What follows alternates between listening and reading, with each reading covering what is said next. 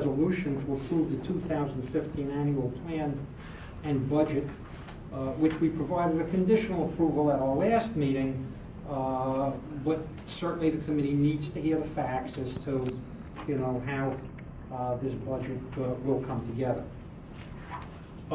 First, let me introduce myself. I'm Sheldon Schrenkel. I'm the chairman of the committee, and I'd like to, through a roll call, introduce our members. To my far left, Mr. Joe Burst. And to a fairly new member who spent a half a meeting with us last time, after we got his approval online to join the committee, and we're glad to have him, Aaron Watkins Lopez. And to my left, Mr. Tony, I'm sorry, Rosario, and Mr. John D. Rousseau, to my right. And our newest member, okay, Ms. Dawn Falco, thank you.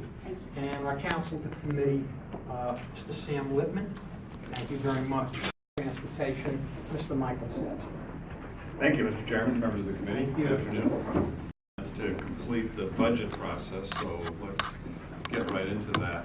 I think, if you don't mind, I'll do a little bit of history, both for the new members and also as kind of a memory refresher about how we got here.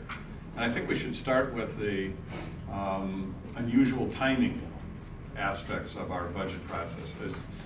As many of you know, our fiscal year recently, last year, changed to one that began January 1st. So we actually begin operating the service January 1st.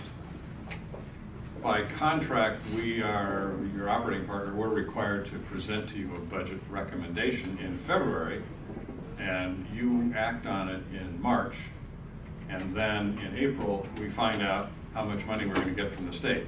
So it's a somewhat unusual process. If it seems a little bit out of order, I understand that, but that there are reasons for each one of those things, and so that's the timing that we have to deal with. If it seems a little odd to you, you're right, it is.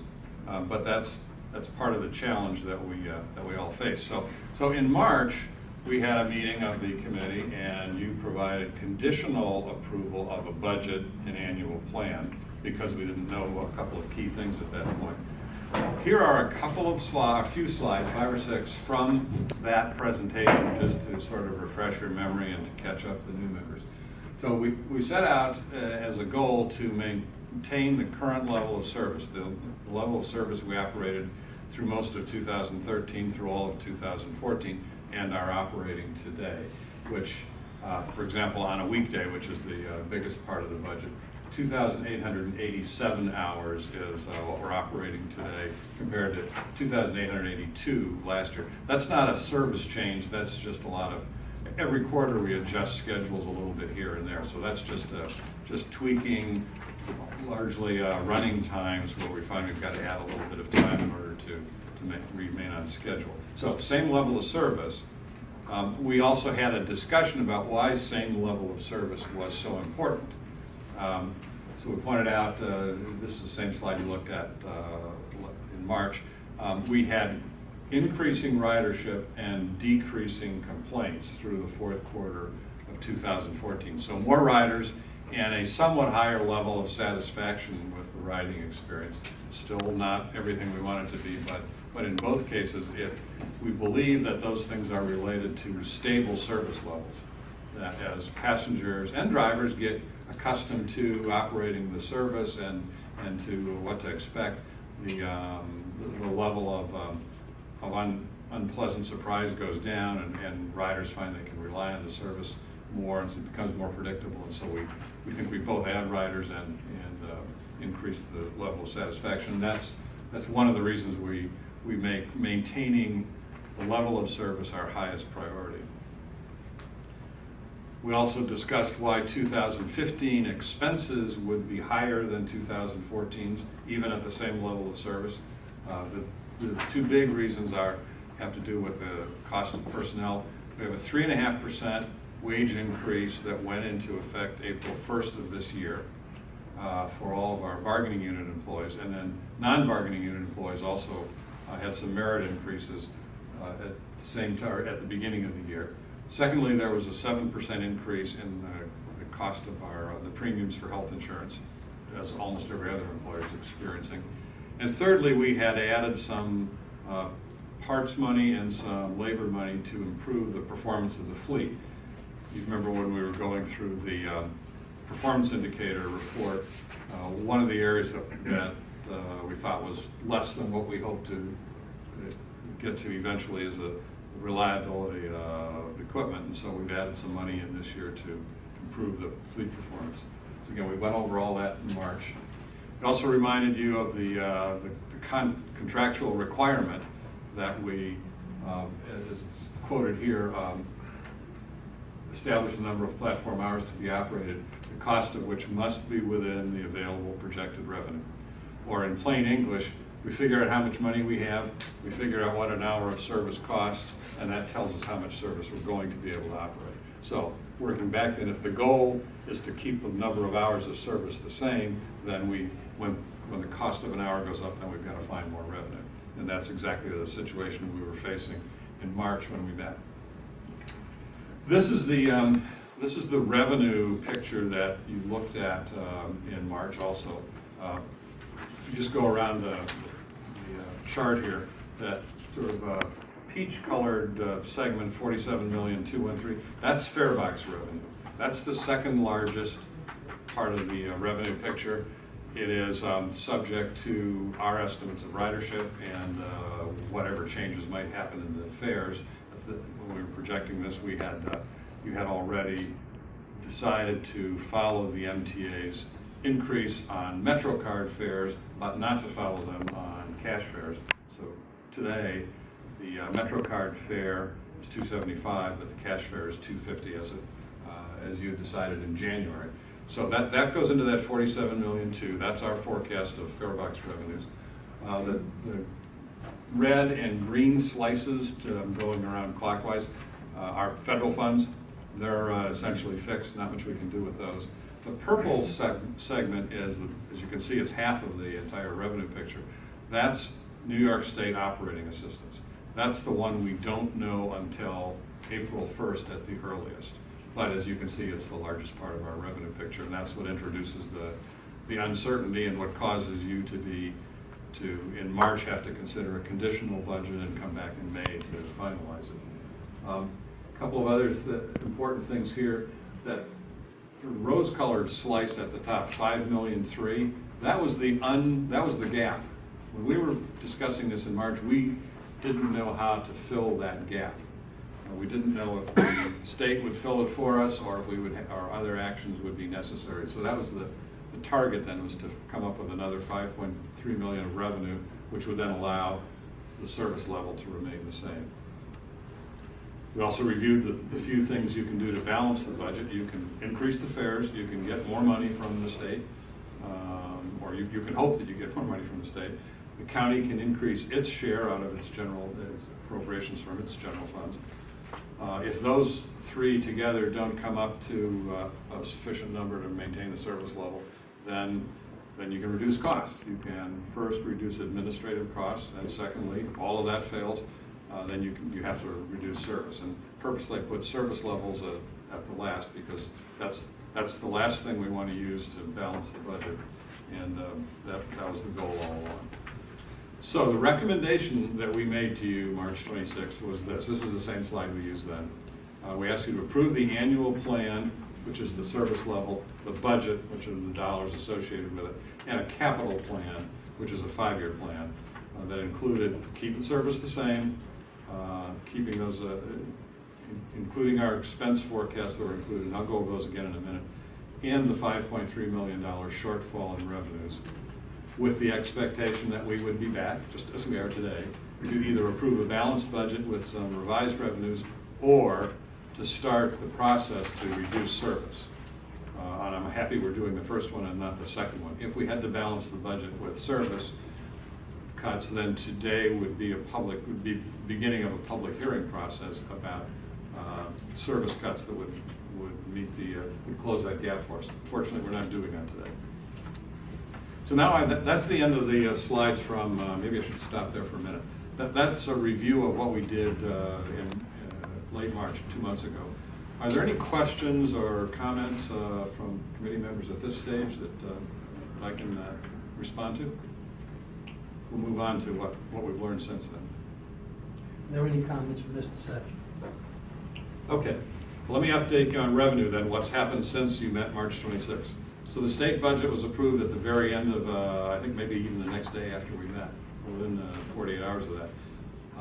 The downstate systems, Nassau County plus Suffolk and Westchester and Rockland counties, got no new operating assistance. That was the first time in the last couple of years that there was no new money there. It was a bit of a surprise. The upstate systems got new money, and the MTA got new money, but the downstate systems did not. However, the downstate systems did get one-time capital increases. In the case of Nassau County, it was $3.8 million.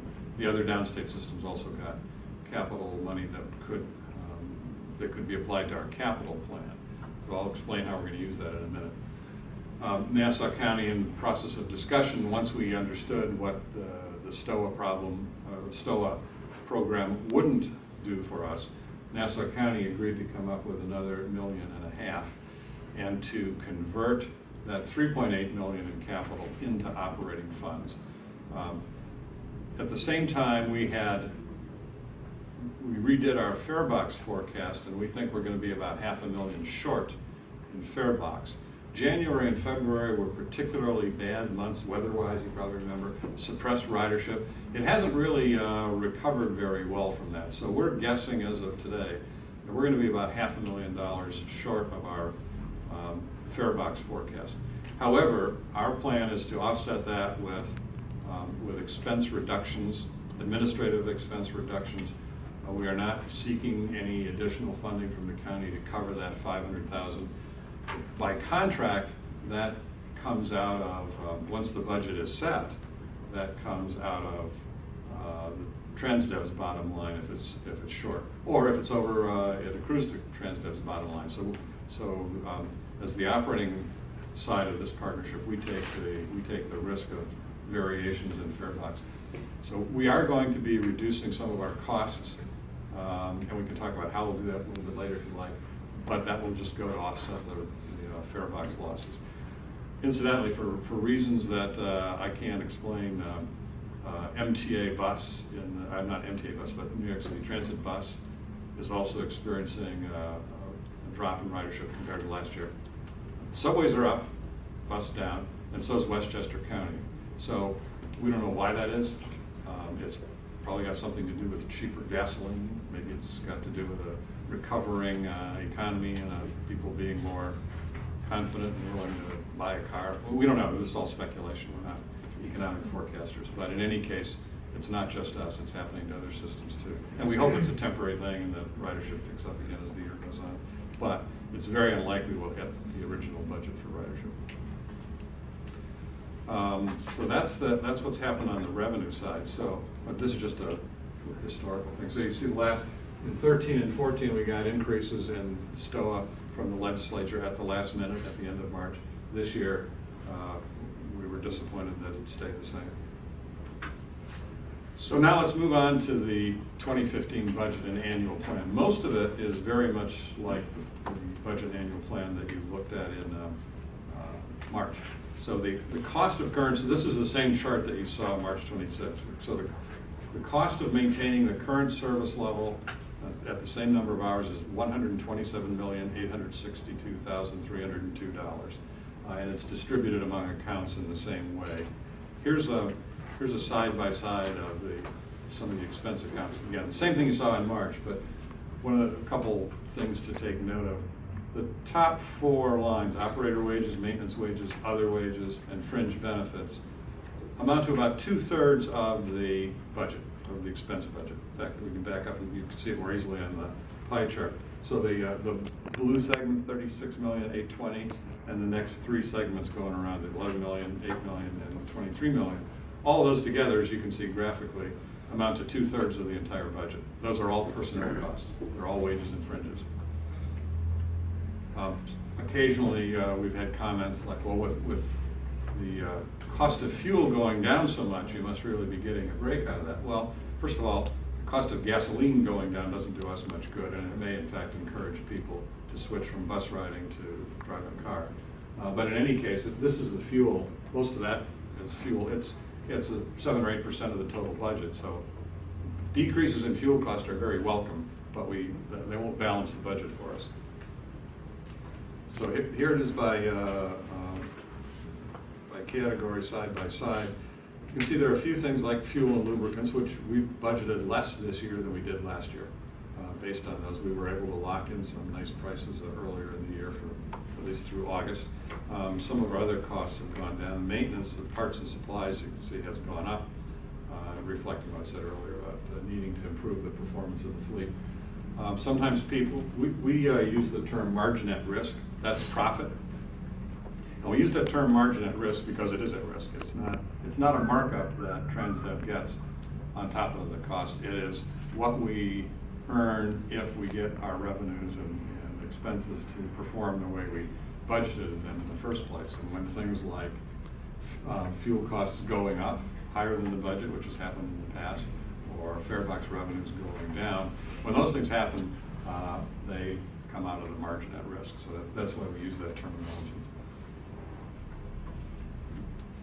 These are the same monthly and hourly rates that we showed you on the 26th meeting. There's a formula in the contract for which costs are to be incorporated in the monthly fixed cost. Those are basically the costs like the lights in this room and the cost of software licenses and administrative salaries that don't go up and down depending on how many miles and hours we operate. The variable costs are the things like operator labor, fuel, tires, those things that vary directly with the amount of service that goes out the gate every morning. So using that formula, then our monthly fixed costs go from 3.0 million per month to 3.1, small increase. Our fixed route variable cost goes from $83 an hour to $87.50 an hour in 2015, and our paratransit cost goes from $45.89 an hour to $49.47 an hour. And these are the same rates that we proposed to you in March. Let's see, same level of service here. We'll look at this. A few very slight variation in the number of hours. And here's the part that's different from what you looked at last month. So here's the funding picture as it now looks. The fare box wedge is the same one that you saw before, and so is the federal funding wedge. Unfortunately, the purple wedge, the state operating assistance, is also the same as last year, but this is the number that we looked at in March. The $2,539,000, that's county match for the STOA program. That's the minimum county match. So that's the same as it was in the March presentation. But the next wedge, when it said kind of an orange color, $3,751,000, that's increased. That is the county participation plus another $1.5 million that the county agreed to. And then the diversion of the capital funds into operating funds by Nassau County. Nassau County is the one who gets the funds from the state. They have a method to convert those into operating funds. So that's how we balance the budget at $127,862,302. And that's really the one thing that's different from the March presentation. So I'm going to stop here and see if there are any questions on revenues or expenses. Just one question on the cash shortage. Do you know what that number is through January through May? Elena, can you? Just for cash fares? The cash fare shortage, you projected 500 for the year, if I Yeah. understand this right? Correct. Right now, through the year, what we do is give credit to the county 1/12 of the budgeted amount. So compared to what TransDev has given the county as a credit on their invoices, we've actually collected $1.5 million less. But we believe that's going to come back through the year, just not by the entire amount. So we'll recover about I mean, if you did a $1 million. 5-month comparison, Mm-hmm. January to May, or whatever the 5 months were, I'm just trying to figure. We're doing April to April. Is that what we're doing? The fiscal year? But we're on fiscal, right? Yeah, It's we're January to yeah, December, so this right? is the fifth year, So then my fifth month, yeah. question really is, We're almost if we did a 5-month comparison versus last year, what's the difference that? We're down about 5%, but we collected. What is that in dollars? I'd have to get that. I can get it for you after the meeting. Would you say it's about 200,000? It would be more than that. It's more than that? Yes, Would you say it's more than 300,000? probably around 400,000, but I'll get you. So we're only projecting another 100,000 between now and the next 7 months, Yes. presuming that Because the we fares also do will have a fare increase. relatively be stable compared to last year, while not knowing really the variable that caused this decrement in the first 5 months. Yes. Correct. You think we're being conservative enough? Well, I worry about that. But again, it's Transdev's bottom line that's exposed, not the county's. So if not. You'll have to eat that. Yes, that's right. And when we have our next meeting, we'll be reporting on first and second quarter statistics, including ridership. So maybe what we should do is I think part of the reason it's so high and we're not expecting that to continue is that includes January and February, where Yeah, schools I know are we had, closed and all that we kind had of a stuff. bad winter. Yeah. Is the summer generally higher? No. it The isn't. fourth quarter is our Yeah. highest period for fares. Okay. So we're hoping for a strong fourth All right, quarter. I just, Yeah, good point, though. Good question. Okay, any other questions on revenues or expenses? Capital plan is the same. It has not changed from the March presentation. A couple of the highlights in that we're completing all the technology investment that's going very well. It's not quite ready. I think maybe at the September meeting we'll be able to really show you some finished products. And we'll be close to being able to offer the public real-time information about where's my bus, as well as be able to do a lot of other things. So I thought I wouldn't take time on that, but that's an important investment that's taking place right now. We've also placed the order for 52 new 40-foot buses. The first will arrive in September, and then the remainder through the fourth quarter. So by the end of the year, we hope to have all 52 new buses in service, or at least received, if not in service. They will replace 52 of the oldest 40-foot buses and potentially provide some savings to us. That's one of the ways we think we may be able to reduce expense this year by putting those new buses in service as quickly as possible. We have an RFP out for new paratransit vehicles. We haven't awarded a contract yet. These will be larger than the minivans that we bought a couple of years ago, but smaller than the old buses that we inherited. Some are 3-wheelchair and some are 5-wheelchair configurations. And also completion of installation of bus washers. That's almost finished now. You probably noticed that buses weren't as clean as you'd like during the winter. We had some bus washers that went back to the Stone Age. They were all but done with the installation of replacing those. So it should be a much better looking fleet henceforth. So to get to the recommendation then in today's primary business, we recommend that you approve the annual plan, budget, and capital plan that's in front of you.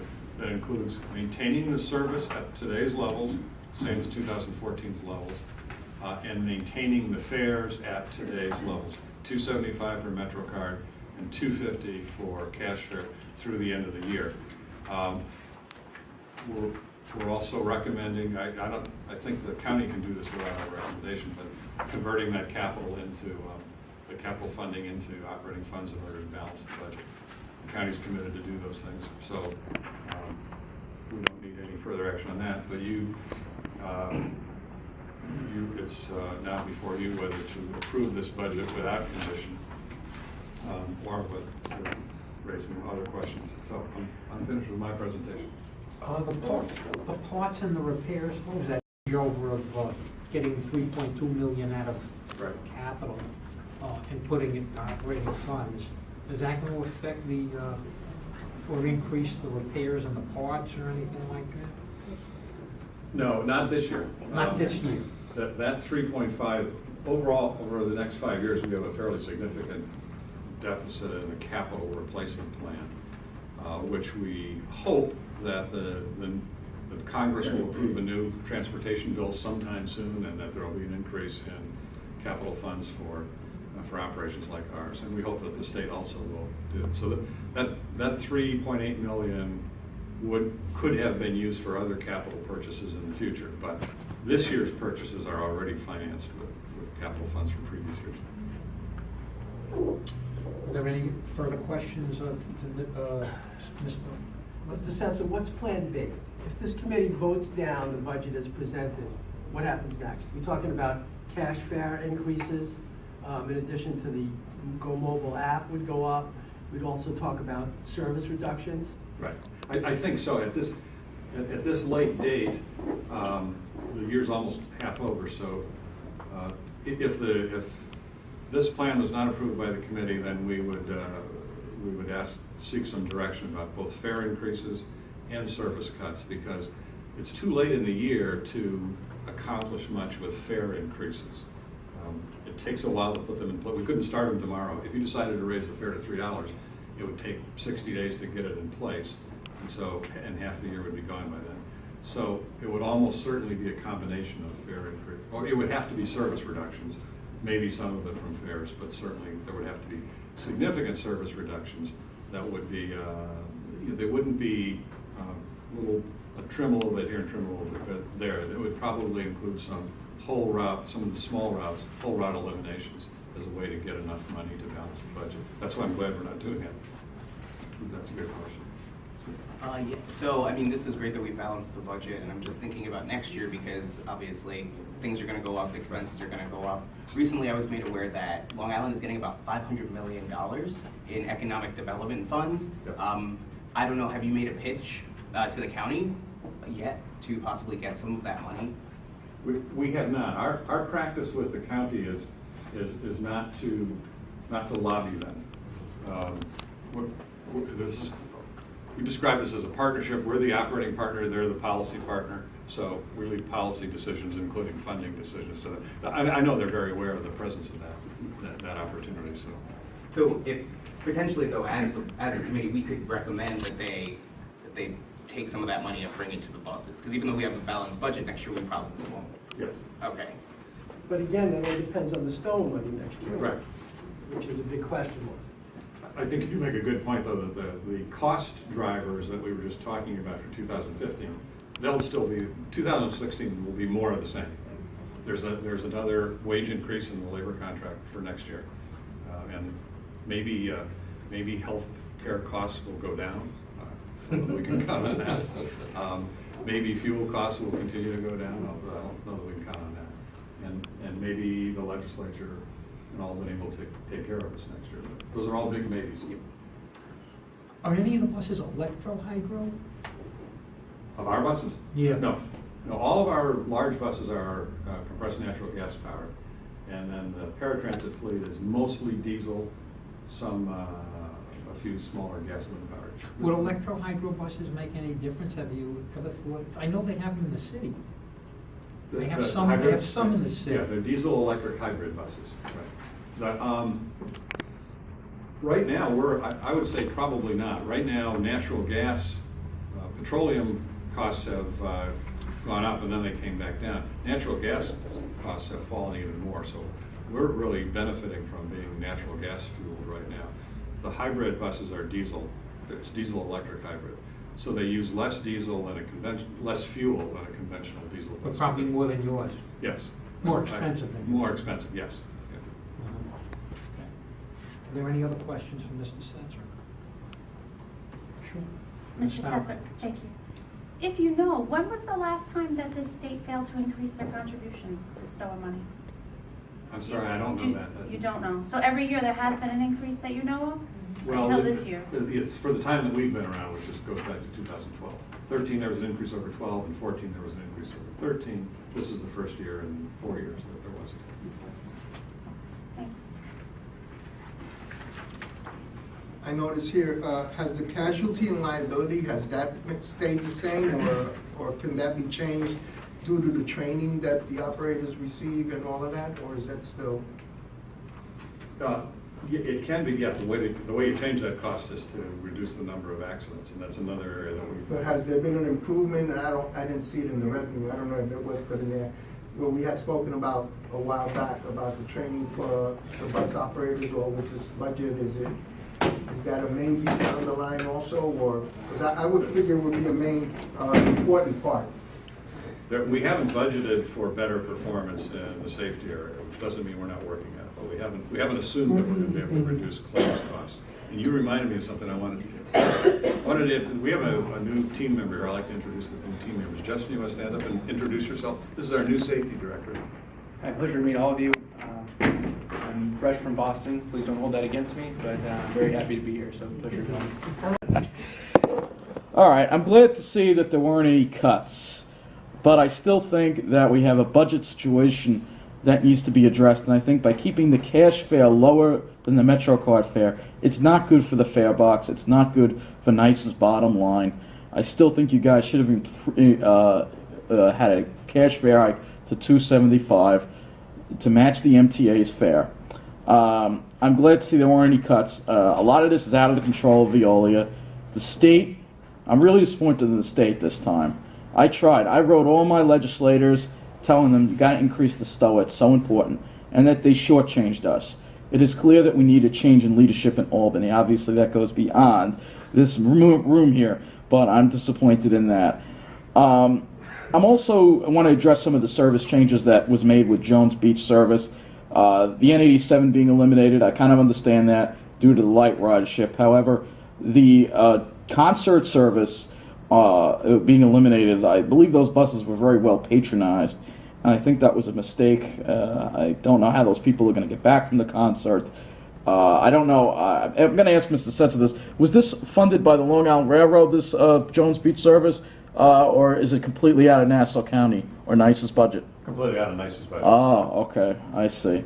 So that's probably why. I guess I kind of understand that a private venue should really be responsible as far as the theater goes for providing transportation. I really am glad that there are no cuts. I was dreading that. Hopefully, I think that just raising the cash fare would make the most sense. It would be more revenue for NICE, more service on the road. That's what I want to see. I'm sure that's what Mr. Setzer wants to see too.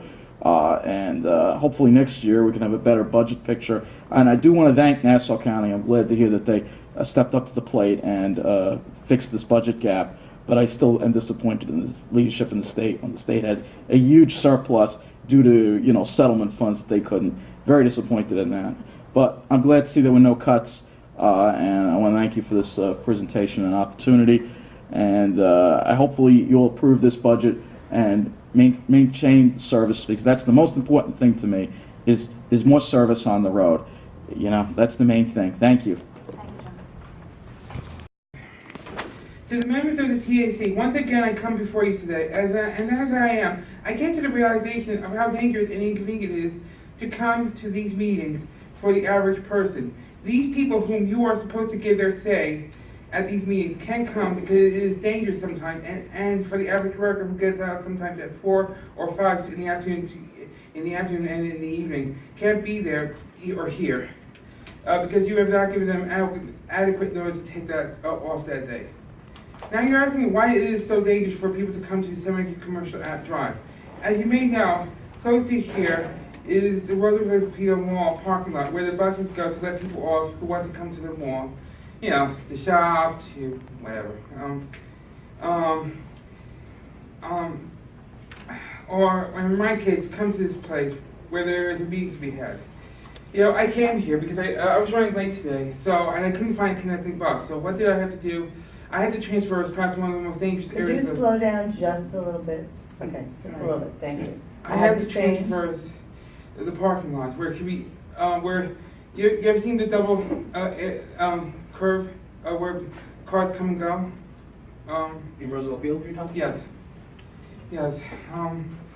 In order for me to get here, from there, I had to cross the parking lot where there is no crossways, no crosswalks, no stop lights or crossing lights over multiple lanes of traffic. And then afterward, when I get to the road that leads to here, there is hardly any sidewalk to use to get to here which for some people force them to go into the street. Tell me something. How can people expect to come to these meetings when there is a chance they could get seriously hurt or possibly killed? There is one solution that has to be done so that people can come to these meetings. It must be moved from here to the Legislature building in Mineola. And the meetings must begin after 6 p.m. so that people can have time to come from work to these meetings where they can safely speak about the issues concerning the buses here in Nassau County. That is all for now, and good night. I have a comment, which I'm sure many of you are shocked about. But I do have a question. I actually would like to know what the reduction of those administrative costs would look like. So I'm not sure if you revealed them in there, but I guess, what does that mean for I guess, TransDev, for Nice Bus, and what would that actually look like? And how would that impact ridership if there was or how would it impact the riders if there was an administrative cost reduction? Respond, right? Yeah, please. That's a good question. The second part of the question is it wouldn't impact riders at all. It would. We'll review vacant positions. We'll look at combining work, combining jobs, things like that. We'll also look at fuel costs. We'll also look at ways to take advantage of the new buses, and particularly the possibility of getting some repairs covered with warranty dollars that go along with the new bus purchase. And so what you usually do with a budget, where you just go through at every account and say, how can I take a little bit out of this one and a little bit out of this one? So that's the goal we've set for ourselves, to get to $500,000 in a way that would be invisible to the riders. Well, what your proposal is to the committee is to take $3.8 million from Nassau County's capital budget, CapEx, and put that forth for the operating budget. Yes, that's correct. Along with Nassau County contributing an additional $1.5 million. Correct. Totaling $5.3 million, which should fill the gap, and we have a complete budget. Correct. All right. And I'm sorry, Yes, Mr. Chairman. The Counsel. county has already committed to put those funds in play, correct, Mr. Yes. Setzer? Yeah, so that totals $5.3 million, which of course would, cover this, and we'd have a resolution for the 2015 year budget. So at this point, I have to call a vote. So would anyone please like to make a motion in order to have a resolution to approve the 2015 annual plan and budget? I move. Mr. Rosario? You second it? I second it. Okay, with that, we could take a vote, and we could do it with a show of hands, or the council can call out by name, and why don't you do that? Okay. Mr. Burris? Aye. Mr. Watkins Lopez? Aye. And Mr. Rosario? Yes. Mr. Chairman? I approve, yes. Mr. Durso? Yes. And Ms. Falco? Yes. Please note for the record, we have a unanimous vote of all the members present today, and that the 2015 annual plan and budget has been approved by the committee. And I want to thank everyone for their input and for attending the meeting, and certainly Mr. Setzer for your detailed presentation, and Nassau County for doing what they did for us. So we welcome a good year with ridership and a good summer. And with that, I'd like to adjourn the meeting. I'd like to make a motion to adjourn. If there's nothing further. All right, we are outside the bus depot, and the meeting had some good news for us. And the good news is that there won't be a budget gap. It has been filled by Nassau County, and I guess I have to thank Nassau County. I guess I have to thank Ed Mangano for stepping up to the plate and filling that budget gap. They've also taken some of the capital funds and used it for the operating assistance. The biggest blame to the budget gap is actually New York State this time, and it is first, as he said, and I can't even remember the last time STOA didn't go up. Unbelievable that when the state had such a huge surplus that the STOA didn't go up. I wasn't going to name names, but I'm glad that Mr. Skelos no longer sits at the leadership of the state senate because he failed us big time. Let's hope that the new leadership will do more for Long Island's transportation systems in the future. So, some good news. I'm glad to see. I finally have some good news. I'm always telling you bad news, but we have some good news.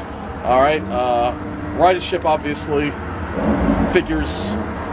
We'll have to look at that and see what they say, but you know, the winter has something to do with it. But of course, when you have missing buses and service problems, I think that because of the increase in the maintenance money, I think there's been a little bit less breakdowns. You know, but you know, I still recommended that they increase the cash fare to $2.75 because they have a fare box shortfall, as you saw, and they need that cash fare raised. And you know, obviously, it's not. I went up there and I pretty much said, without being too, I was really trying not to be too critical, but I was just trying to say the service is the most important thing, and I'd rather see the cash fare raised than the service go down. Heck, I'd rather see the cash fare raised and service go up. More money for service is a good thing. But, you know, I'm just glad they approved the budget, so take it easy, and thank you for watching.